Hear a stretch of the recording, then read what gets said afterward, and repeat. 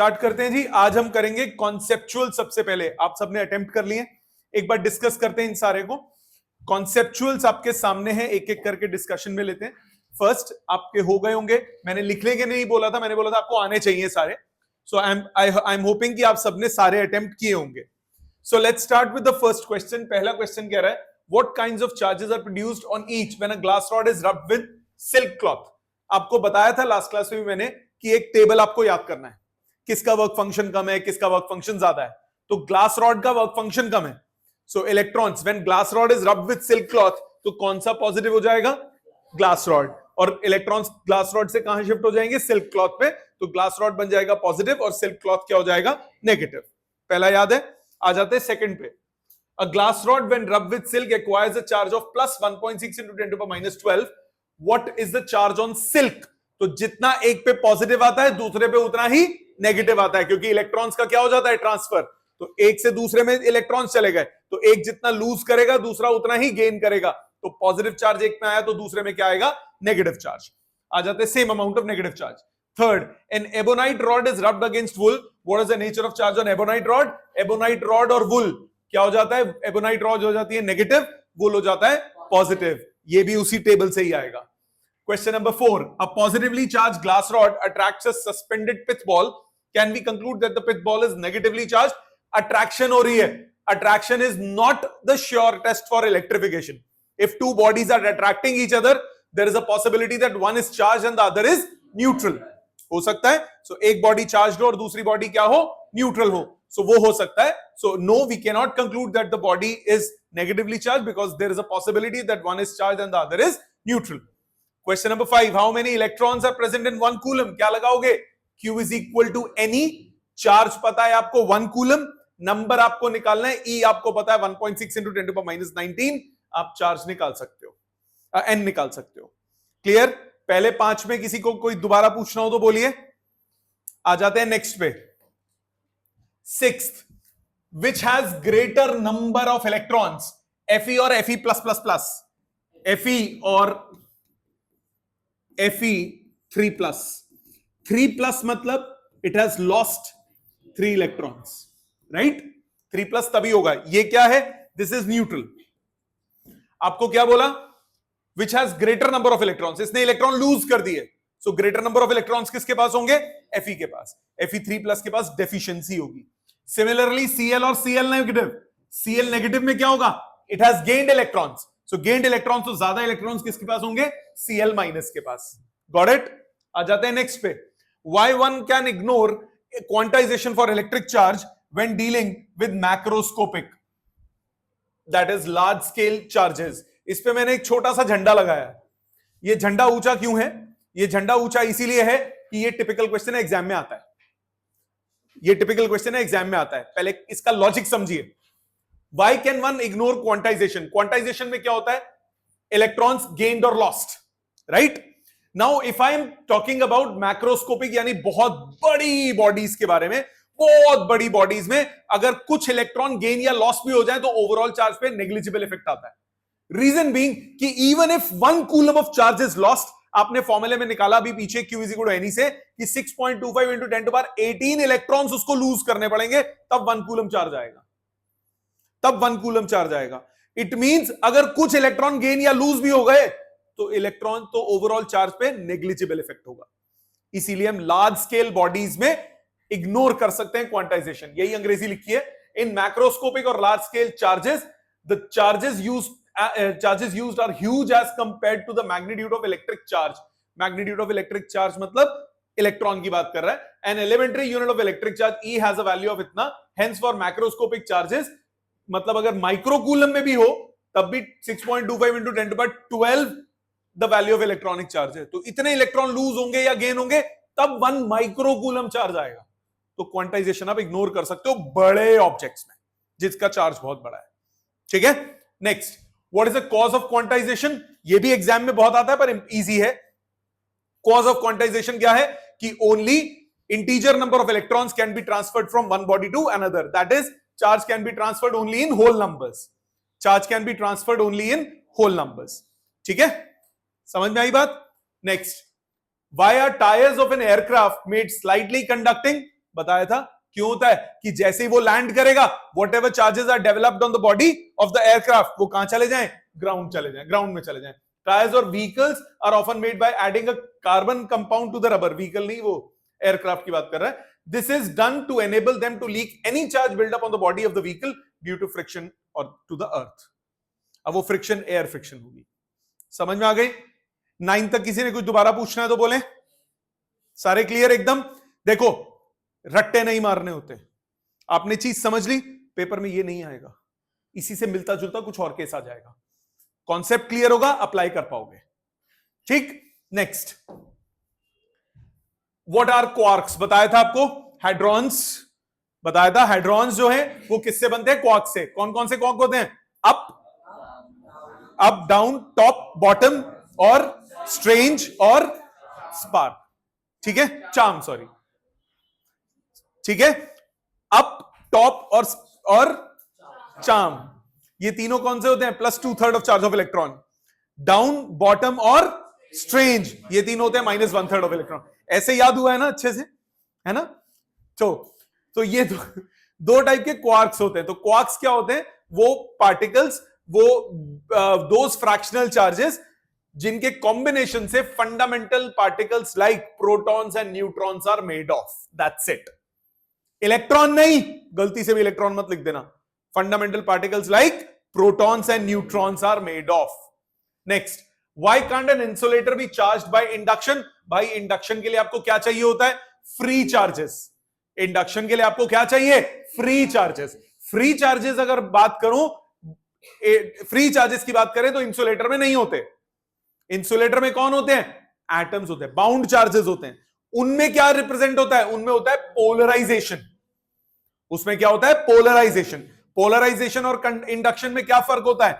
अगर आप बात करते हो कंडक्टर्स की, अगर आप बात करते हो कंडक्टर्स की, आप कंडक्टर को अगर स्ट्रॉन्ग इलेक्ट्रिक फील्ड में रखते हो, स्ट्रॉन्ग इलेक्ट्रिकल इफेक्ट में किसी कंडक्टर को रखते हो, तो इसमें चार्जेस की मूवमेंट होती है. यहां नेगेटिव एक्यूमुलेट हो जाता है और इधर पॉजिटिव एक्यूमुलेट हो जाता है. ऐसा ही होता है. ये होता है मूवमेंट ऑफ चार्जेस. ये फ्री चार्ज मूवमेंट है, फ्री चार्ज की मूवमेंट होती है. और अगर आप इंसुलेटर की बात करते हो, जिसको हम नाम डाइलेक्ट्रिक बोलते हैं, अगर आप डाइलेक्ट्रिक की बात करते हो तो इसमें पोलराइजेशन इफेक्ट होता है.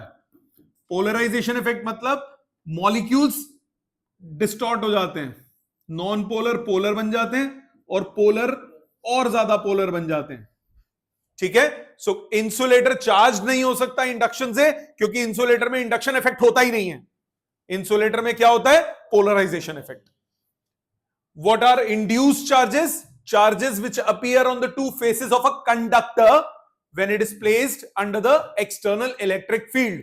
या फिर बोल दो, when a charged body is brought near an uncharged body, then the charges developed on at the two faces of the uncharged body are called induced charges and the phenomena is called induction. ठीक है. 12 तक कोई doubt. Next 13. एक मैं फिर बोल रहा हूं आपको क्लैरिटी से बात कि 12th में कॉन्सेप्चुअल्स सबसे इंपॉर्टेंट पार्ट है पूरी पढ़ाई का, क्योंकि रीजनिंग क्वेश्चंस बहुत आते हैं, बहुत ज्यादा आते हैं. So these are most important. 13. How do charges interact. क्या होता है इंटरैक्शन का मतलब, कैसे फोर्स लगाते हैं. Like charges repel and unlike charges attract. Very good. Next, what is the elementary charge consider in nature.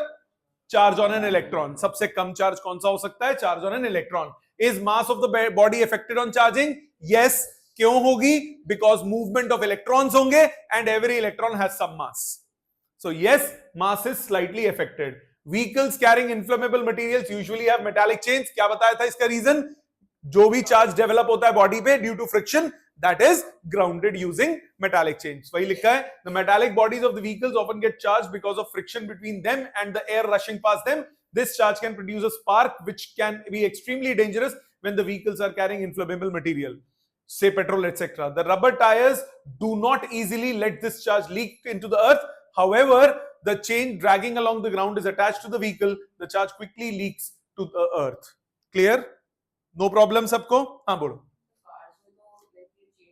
बेटे। कार में पेट्रोल टैंक होता है और वो टैंक बंद होता है और वो इतना एक्सपोज नहीं होता, इतनी ज्यादा क्वांटिटी में नहीं होता। जो व्हीकल इन्फ्लेमेबल मटेरियल है उसमें tens of thousands of litres petrol होता है, वो फटेंगे तो फटेगा, बॉम्ब ब्लास्ट होगा, है ना।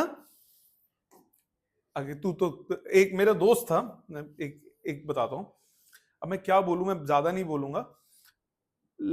उसकी ना स्कूटी स्टार्ट नहीं हो रही थी, मैं बात कर रहा हूं 1995-96 की बात कर रहा हूं, 96-97 की। तो वो स्कूटर दूसरे होते थे ना जिसमें बीच में से पेट्रोल टैंक खुलता था, तो स्कूटर स्टार्ट नहीं हो रहा था, बाई चांस लाइट भी नहीं थी। अब वो उसने कहा कि यार पेट्रोल भी नहीं है, पता नहीं है कि नहीं है, चेक करे पता ना लगे। उसने टैंक खोला, दिखे भी ना, माचिस लाया, उसने यूं देखा पेट्रोल और ये सच्ची घटनाओं पे आधारित है। तो वो ब्लास्ट मैंने अपनी आंखों से लाइव देखा था, ठीक है। तो ऐसी गलती मत करना, समझ में आ गई ये बात? चलो, तो हम गाड़ियों में तिल्ली नहीं डालते, ठीक है। बच गए दूर से, एकदम पकड़ी पीछे हो गए सारे।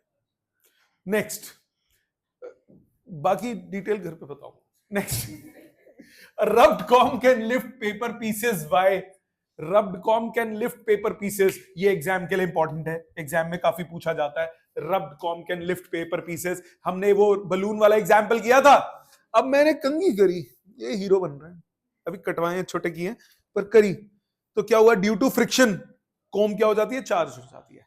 जब पेपर पीसेस के पास लाओगे तो क्या करेगा, अट्रैक्ट करेगा, ड्यू टू पोलराइजेशन, इंडक्शन नहीं, पोलराइजेशन। क्योंकि अगर इंडक्शन होती तो वो टच करता, शेयरिंग होके वापस नीचे गिर जाता, पोलराइजेशन होगी यहां पे, ठीक है। Next, a balloon is charge by rubbing it with silk, will it stick more readily to conducting और एन इंसुलेटिंग वॉल? बताओ, इंसुलेटिंग, बताया था, एक्सप्लेन किया था। कंडक्टर से टच करोगे शेयरिंग होगी, सिमिलर चार्ज आएगा, बलून नीचे गिर जाएगा। इंसुलेटर से टच करोगे शेयरिंग नहीं होगी, पोलराइजेशन रहेगी, चिपका रहेगा, ठीक है। Next, why do we say that repulsion alone is a sure test for electrification? Because if the two bodies are attracting each other, then there is a case that one body is charged and the other one is neutral. But if two are repelling each other, then for sure both the bodies are charged. Got it? ये था number 19। आ जाते हैं 20, 21, 22. Why do metallic objects ordinarily do not get charged in the same way as an ebonite rod? How can we charge such object? Generally क्या होता है, मैंने एक metallic object को पकड़ा हुआ है, मैं कहूंगी इसको चार्ज कर दूं, चार्ज हो गया? नहीं होगा। क्यों भाई, मेरे हाथ से कंडक्ट होकर ग्राउंड में चला गया। तो अगर तो वो चार्ज मेरे को करना है तो मैं ऐसा कर दूं, अगर मैं परफेक्ट इंसुलेटिंग स्टैंड पे खड़ा हो जाऊं, फिर उसको रब करके चार्ज करूं तो कर सकता हूं, बट परफेक्ट इंसुलेटर कोई नहीं होता। तो जनरली मेटालिक बॉडीज को सिंपली चार्ज नहीं कर सकते। So वही है, metallic objects do not ordinarily get charged on rubbing, say in the same way as ebonite rod. This is because any charge appearing on them leaks away to the earth through the body of the person holding. तो ये कब कर सकता हूं, अगर मैं insulating stand ले लूं, perfect insulating stand. Can a body have a charge of 8.8 into 10 to the power minus 19 coulomb? No. क्यों? मिनिमम चार्ज क्या होगा, इलेक्ट्रॉन का चार्ज, कम से कम एक इलेक्ट्रॉन का गेन या लॉस। Got it? चलो पूरा समझा देते हैं। मैंने बोला मेरे पास दो बॉडीज हैं बेटा, मैं कहता हूं मैंने हाथ में पकड़ी, दोनों को रब किया, चार्ज हो गई? नहीं होगी। क्यों नहीं होगी? मैंने पकड़ा हुआ है। जब मैंने पकड़ा हुआ है तो क्या होगा, मेरी बॉडी से वो चार्ज होके ग्राउंड में चला जाएगा। हाँ, अगर मैं ऐसा जूता पहन लूं जो परफेक्ट इंसुलेटर है, अब मैं पकड़ के उनको रब करूं, मेरी बॉडी से चार्ज नहीं मूव करेगा, वो बॉडी चार्ज हो जाएगी। तो मेरे को अर्थ से अपना कॉन्टैक्ट को रिमूव करना है। अगर मैं शक्तिमान बन नहीं, वो शक्तिमान नहीं, वो कौन सा, सुपरमैन बन जाऊं, हवा में उड़ के ये काम करूं, तब चार्ज कर सकता हूं। ठीक है, अब आया बेटा मान्या? चलो उड़ गए। Next 22, a conductor when brought near a charged body is attracted towards it, but after touching the body it falls away. क्यों? पास आया, सांसों की बदबू आई, दूर भाग गया। नहीं, ऐसा नहीं होता। पास आया, टच किया, जब टच किया तो क्या हुआ, sharing of charges takes place. Sharing of charges takes place तो क्या होगा, कंडक्शन से शेयरिंग हो जाएगी, शेयरिंग होती है तो सिमिलर चार्ज आ जाता है, सिमिलर चार्ज आ गई तो रिपेल कर जाएगा। Got it? Next, why do we say that induction always precedes attraction? Induction जब भी होगा तो opposite charge is induced on the closer face, due to which there will be attraction always. Opposite charge पास आता है इसीलिए attraction होती है। There are 5 balls suspended separately from separate threads. Electrostatic attraction is shown by 1 4 1 2 2 4 2 3 and 4 5 show repulsion. क्या बताया था आपको? सबसे पहले क्या देखते हो? रिपल्जन।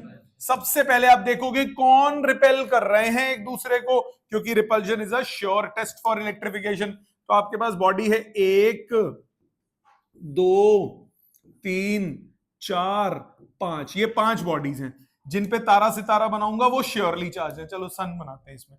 तो मेरे को बोला देयर आर 5 बॉल्स, रिपेल कौन कर रहे हैं? 2 3 4 5। ये पक्का चार्ज है, ये पक्का चार्ज है, ये पक्का चार्ज है, ये पक्का चार्ज है। इस 1 का नहीं पता, हो भी सकता है नहीं भी हो सकता। कौन कौन अट्रैक्ट कर रहे हैं वो देखते हैं, पहले बाकी चार्जेस की बात करते हैं। 2 3 4 5 रिपेल, 2 3 4 5 रिपेल, ये दोनों रिपेल कर रहे हैं, ये दोनों रिपेल कर रहे हैं। अब अगर कुछ नहीं बोला, नहीं बोला, which one of these have similar charges? Similar, अच्छा अट्रैक्शन भी देखते हैं इनकी। 1 4 1 2 एंड 2 4, 1 4 1 2 एंड 2 4, 2 4 अट्रैक्ट कर रहे हैं, श्योरली चार्ज है। If this is positive, then this will be negative, this will be negative. If this is negative, this is negative, this will be positive, this will be positive. ये वाला case भी हो सकता है, ये case भी हो सकता है। ठीक है, अब 1 जो है वो 2 को भी अट्रैक्ट कर रहा है, 1 4 को भी अट्रैक्ट कर रहा है, तो ये पॉजिटिव को भी अट्रैक्ट कर रहा है, नेगेटिव को भी अट्रैक्ट कर रहा है, तो 1 क्या हो गया? न्यूट्रल। सो फर्स्ट बोला which of these have similar charges? 2 3 and 4 5। Which of these are certainly charged? 2 3 4 5। Which of these is neutral? 1। समझ में आ गया? Next, 2 bodies are attracting each other. One of the bodies is positively charged, the other body is not necessarily negatively charged. Is it true? Yes, it is true. The attraction हो रहा है, तो the other body may be neutral. 26, a positively charged metallic sphere is exposed to X-rays. X-rays क्या होती है? High frequency rays, electromagnetic waves. Charging by electromagnetic waves explain किया था। Rays fall की, इलेक्ट्रॉन ने एनर्जी गेन की and they move out of the metal surface, surface क्या बन गई? Positively charge. सो क्या हो जाएगा? what will happen to its positive charge? It will increase. One metallic sphere A is given positive charge, whereas another identical metallic sphere B of exactly same mass of A is given negative charge. तो एक metallic sphere A है, इसको दिया positive, दूसरे को दिया negative, मतलब इसमें इलेक्ट्रॉन ऐड किए होंगे, इससे इलेक्ट्रॉन बाहर निकाले होंगे, राइट? सो ए का वजन हल्का कम हो जाएगा, बी का वजन हल्का बढ़ जाएगा, तो mass of A and B remains equal. गलत, मास ऑफ ए इंक्रीजेस, ना निकाला है, मास ऑफ बी डिक्रीजेस, ना जोड़ा है, मास ऑफ बी इंक्रीजेस, हाँ। ठीक है, next, in general metallic ropes are suspended from the carrier, वही क्वेश्चन एमसीक्यू के फॉर्म में। The reason is their speed is controlled, ई ना चॉल्वे। To keep the gravity of the carrier near the earth? No, EV na cholbe. To keep the body of the carrier in contact with the earth? Yes, absolutely correct. धरती माता के साथ उसको जुड़ाव महसूस कराओ ताकि जो भी चार्ज डेवलप हो वो कहां चला जाए? पांडेज बढ़ जाए। ठीक है, next, in charging by induction, body to be charge must be an insulator. Induction किसमें होता है? कंडक्टर्स में। Body to be charged must be an insulator? No. Must be a semiconductor? No. Must be a conductor? Yes. Charge on a body is Q1 and it is used to charge another body by induction. Charge on the second body is found to be Q2 after charging. So एक body ये रही, ये charge body है। अब देखो एक बात बताओ, ये न्यूट्रल बॉडी है, चार्ज बॉडी मैंने यहां रखी बहुत दूर, तो ये कम अट्रैक्शन करेगी, यहां पे थुचुक सा चार्ज आएगा ना, ज्यादा तो नहीं आएगा। तो अगर हम पकड़ें इसको और पास ले जाएं तो अट्रैक्शन बढ़ा देगा, यहां चार्ज बढ़ जाएगा। अगर हमें चुल है, हमने और पास ले आए, यहां पे और नेगेटिव आ जाएगा, बट अपनी औकात से ज्यादा तो नहीं ला पाएगा। तो यहां जो चार्ज Q2 डेवलप हो रहा है, ये हमेशा लेस देन होगा या इक्वल टू होगा Q1 के। जो ये वाला चार्ज है Q1, इससे हमेशा छोटा ही होगा या फिर बराबर होगा। सो आपके पास ऑप्शन क्या है जी बेटा? हाँ आ रहा हूं। Q1 by Q2 1 नहीं, Q1 by Q2 less than 1 नहीं, Q1 by Q2 greater than equal to 1, D option. ठीक है, अगला, an object of mass 1 kg contains इतना atoms, if 1 electron is remove from every atom of the solid the charge gained. अब इतने atoms हैं तो number of electron कितने remove किए? इतने ही रिमूव किए। जितने एटम्स है उसने बोला हर एटम से आपने एक इलेक्ट्रॉन रिमूव किया, तो जितने एटम्स उतने इलेक्ट्रॉन रिमूव किए, जितने इलेक्ट्रॉन रिमूव करेंगे उसके बराबर चार्ज आ जाएगा। कितना? पॉजिटिव या नेगेटिव? पॉजिटिव, क्योंकि इलेक्ट्रॉन क्या हो रहे हैं? लूज हो रहे हैं। If 1 electron is remove from each atom of the solid the charge gained by the solid of 1 ग्राम। 1 ग्राम का गेम खेली, 1 kg में इतना है और उसने किस में बोला? 1 ग्राम में। 1 ग्राम में, सो 1000 से डिवाइड करना पड़ेगा। सो 1 ग्राम में एटम्स कितने होंगे? 4 into 10 to power 17। सो 1 ग्राम में ये हो गया n, तो Q is equal to NE 4 into 10 to power 17 into 1.6 into 10 to power minus 19। 16 6.4 into 10 to power minus 2, 6.4 into 10 to power minus 2 coulomb. Clear? समझ में आ गया? ध्यान से, ये kg था वो ग्राम कर दिया उसने चुपचाप। समझ में आई? Next question number 32, number of electrons present in a negative charge of 8 coulomb. क्या करोगे? Q is equal to NE, charge पता है, N निकालना है, E तो आपको बचपन से पता है। Next, if an object made of substance A is rubbed with an object made of substance B, then A becomes positively charged and B becomes negatively charged. If however an object of substance A is rubbed against object of substance C, अरे बड़े सारे लिखना पड़ेगा, substance.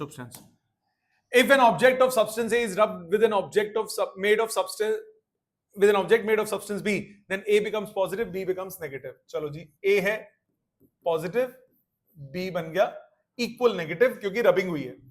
If however an object of substance A is rubbed against an object of substance C, then A becomes negative. Okay, अगर A और C के साथ game खेलते हैं तो A नेगेटिव होता है, B पॉजिटिव होता है। अब ध्यान से, B पॉजिटिव, C पॉजिटिव होता है, मतलब ध्यान से देखना, जो पॉजिटिवली चार्ज होता है इसका मतलब वो इलेक्ट्रॉन्स लूज कर रहा है, जो नेगेटिवली चार्ज होता है वो इलेक्ट्रॉन क्या कर रहा है? गेन कर रहा है। मतलब इधर से मेरे को पता लगा work function of B is greater than work function of A। इससे पता लगा work function of A is greater than work function of C। So overall मेरे पास आया work function of B greater than work function of A greater than work function of C। Yes और no? अब आगे पढ़ते हैं। What will happen if an object made of substance B is rubbed against objects B और C को रब किया? B और C को, जिसका वर्क फंक्शन ज्यादा है वो क्या बन जाएगा? नेगेटिव। जिसका वर्क फंक्शन कम है वो क्या बन जाएगा? पॉजिटिव। तो C बन जाएगा पॉजिटिव, B बन जाएगा नेगेटिव। C बन जाएगा पॉजिटिव, B बन जाएगा नेगेटिव। ठीक है, समझ में आ गया? पूरा कहानी पढ़ते पढ़ते ना कंफ्यूजन नहीं होनी चाहिए, एक रफ बना लिया करो, आसानी हो जाती है।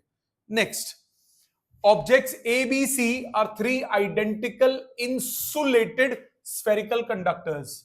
Originally A and B have charge of plus 3 millicoulomb.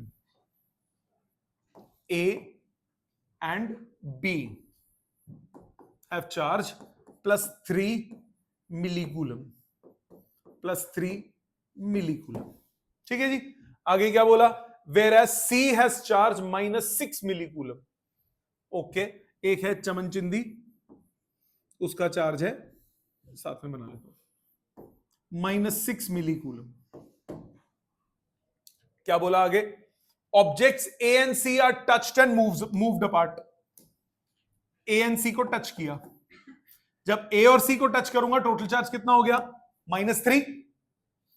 A और C को टच करूंगा तो टोटल चार्ज कितना हो गया? -3। A और C की बात कर रहे हैं, B के साथ कुछ नहीं किया तो B पे तो सेम चार्ज रहा।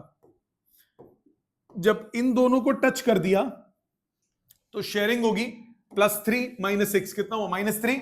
हाफ एक के पास, हाफ दूसरे के पास, यही होता है बेटा, by 2 कर दिया। हाफ हाफ आ गया दोनों के पास। आगे क्या बोला, कहां गया, objects A and C are touched and moved apart, object B and C are touched before they are moved apart. Okay, फिर बी और सी को टच किया, जब बी और सी को टच करेंगे, अब ए अपनी जगह पे रहा, -3/2 mc, बी और ये सी, इन दोनों को टच कर दिया, इनका टोटल कितना हो गया, +3 - 3/2 कितना हुआ, 3/2, हाफ एक के पास हाफ दूसरे के पास, इसके पास आ गया 3/4 मिली कूलम, इसके पास भी कितना आ गया 3/4 मिली कूलम, सो दोनों के पास आ गया 3/4। Okay, objects B and C are touched and they are moved apart. Okay, if objects A and B are now held near each other, they will A and B, अब A के पास क्या है negative, B के पास क्या है positive, तो क्या करेंगे एक दूसरे को अट्रैक्ट, ठीक है। if instead objects A and C are held near each other, A and C, A पे क्या है नेगेटिव, C पे क्या है पॉजिटिव, फिर से क्या करेंगे अट्रैक्ट। समझ में आ गया, नो प्रॉब्लम, आसान क्वेश्चन, स्टेप बाय स्टेप चलते जाओ करते जाओ। आ जाते हैं नेक्स्ट पे, फिगर ये रही, figure shows that a positively charged rod is brought near to uncharged metal spheres A and B, clamped on an insulating stands and placed in contact with each other. Okay, ये ऐसे हैं, दो stand पे पड़े हैं, contact में है,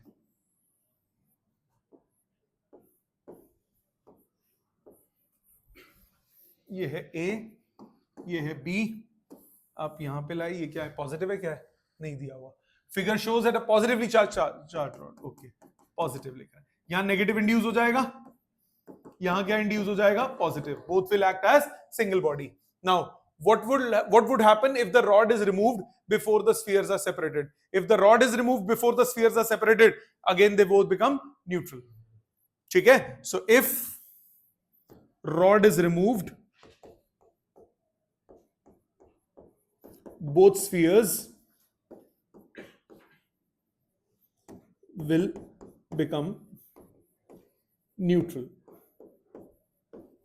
Okay, आगे बोला, would the induced charges be equal in magnitude even if the spheres had different sizes or different conductors?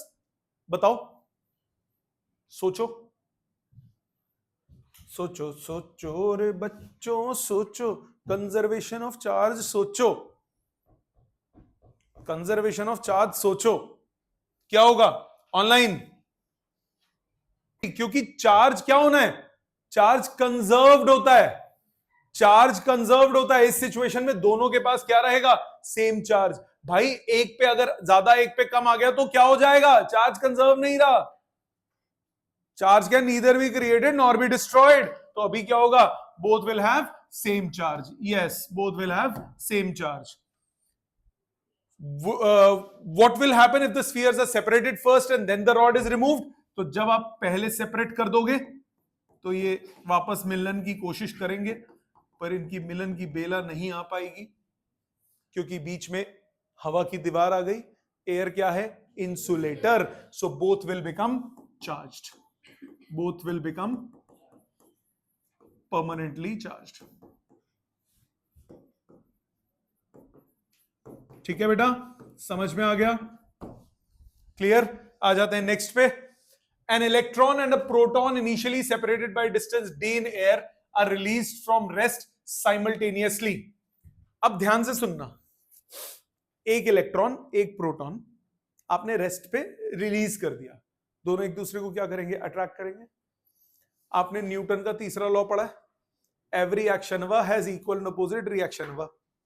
पहला दूसरे पे जितना फोर्स लगाएगा दूसरा पहले पे उतना ही लगाएगा, तो दोनों पे फोर्स सेम रहेगी।